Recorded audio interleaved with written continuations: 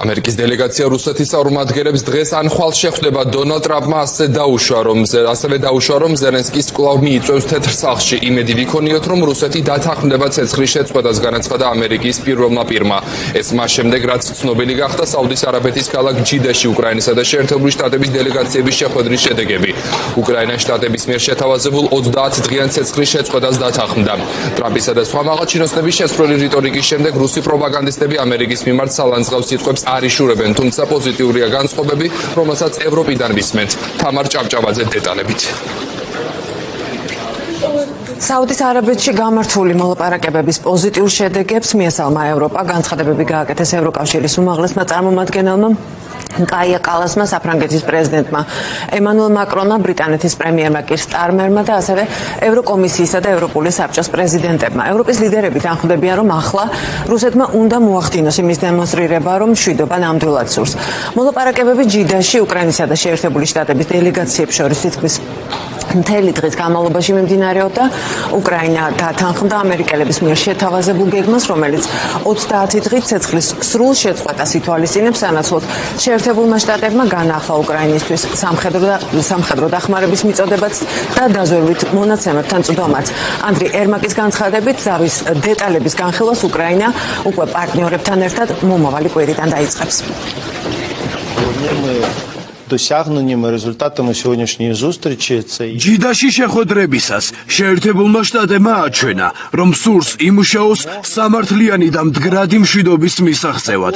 ფიქრობთ, რომ შეერთებული შტატებია ის ქვეყანა, რომელსაც შეუძლია ყველაფრის გაკეთება სამართლიანი მშვიდობის დასამყარებლად. მათ აქვს საამისო ბერკეტი. მოვისმინეთ პარტნიორებისგან, რომ მზად არიან კვლავ იმუშაონ. ეს ადვილი სამუშაო არ არის, მაგრამ მნიშვნელოვანია, რომ მზად არიან ჩვენს გვერდით იყვნენ, მზად არიან იმუშაონ, რადგან ეს მათთვისაც მნიშვნელოვანია. Today we made an offer that the Ukrainians have accepted, which შევთავაზეთ წინადადება, რომელიც უკრაინელებმა მიიღეს.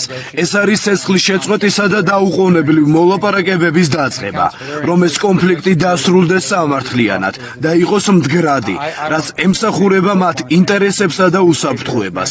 ახლა ამ შეთავაზებით რუსებს მიუმართავთ. ვიმედოვნებთ, რომ ისინი დათანხმდებიან. ბურთი ახლა მათ მოედანზეა. კიდევ ერთხელ ვიტყვი, რომ პრეზიდენტის მიზანია ომის დასრულება და ვფიქრობ, დღეს უკრაინამ კონკრეტული ნაბიჯი გადადგა. ვიმედოვნებთ, რომ რუსეთის პასუხი შემთხვევრი იქნება. where we had a very senior Ukrainian delegation with us. ჩემს რუს კოლეგებს მომდენო დღეებში დაველაპარაკები. სახელმწიფო მდივანი შეხვდება დიდი შვიდეულის საგარეო საქმეთა მინისტრებს. ხუთშაბათს თეთრ სახლში გვეყოლება ნატოს გენერალური მდივანი. პროცესი წინ მიდის და ვფიქრობ, რომ პოზიტიური ნაბიჯების შედეგად პრეზიდენტმა გადაწყვიტა პაუზა მოხსნას დახმარებაზე და დაზვერვის მონაცემების მიწოდებაზე. ეს გადაწყვეტილება უკვე ამოქმედებულია. კრემლში ამერიკელების 30 დღიანი ზავის გეგმას ჯერჯერობით არ გამოხმაურებიან. უახლოეს საათებში გეგმას პირადად წარუდგენენ რუსულ მხარეს. ამერიკელები შეერთებული შტატების დელეგაცია ვლადიმერ პუტინთან აპირებს შეხვედრას და მასთან სატელეფონო საუბარს გეგმავს. დონალდ ტრამპის შეერთებული შტატების ლიდერი მიესალმა ჯიდაში მიღწეულ შეთანხმებას და განაცხადა, რომ ახლა გადაწყვეტილება რუსებმა უნდა მიიღონ და იმედიც გამოთქვა, რომ ვლადიმერ პუტინი ზავს დათანხმდება.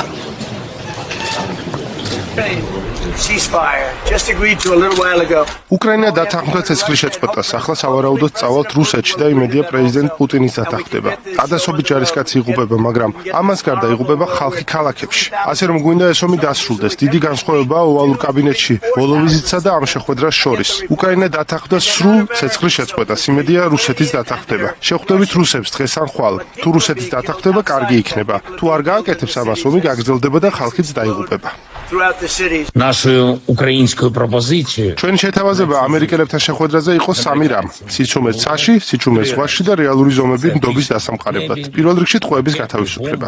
ამერიკულ მხარეს ესმის ჩვენი არგუმენტები და ეთანხმება შეთავაზებას. მადლობა პრეზიდენტ ტრამპს შეხვედრის კონსტრუქციულობისთვის. დღეს შეერთებულმა შტატებმა წარმოადგინა კიდევ უფრო ფართო შეთავაზება, რომ ცადოთ ცეცხლის სრულად შეწყვეტა 30 დღით. არა მხოლოდ რაკეტების, დრონების და ბომბების, არა მხოლოდ შავ ზღვაში, არამედ ფრონტის მთელ ხაზზე. უკრაინა იღებს ამ წინადადებას, მას პოზიტიურად მივიჩნევთ. მზად ვართ ამ ნაბიჯისთვის. შეერთებულმა შტატებმა უნდა დაარწმუნოს რუსეთი. ეს გააკეთოს. ჩვენ თანახმოვართ და თუ რუსეთის დათანხმდება, სიჩუმე იმუშავებს. დღევანდელი საუბრის მნიშვნელოვანი ელემენტია შეერთებული შტატების მზაობა განაგრძოს უკრაინის თავდაცვისთვის დახმარება, სადაზვერო მონაცემების ჩათვლით. უკრაინა მზად არის მშვიდობისთვის. რუსეთმა უნდა აჩვენოს ომის დასრულების მზაობა ან განაგრძოს ომი. სრული სიმართლის დროა. მადლობა ყველას, ვინც უკრაინას ეხმარება. Odrazу dalje. ჯიდაში გამართული მოლაპარაკებების პარალელურად უკრაინაზე რუსეთს არაკეტო შეტევები არ შეუწყვეტია. გამთენისას რუსებმა იერიში მიიტანეს დნიპროზე და ოდესაზე, სადაც 4 სირიელი მეზღვაური დაიღუპა.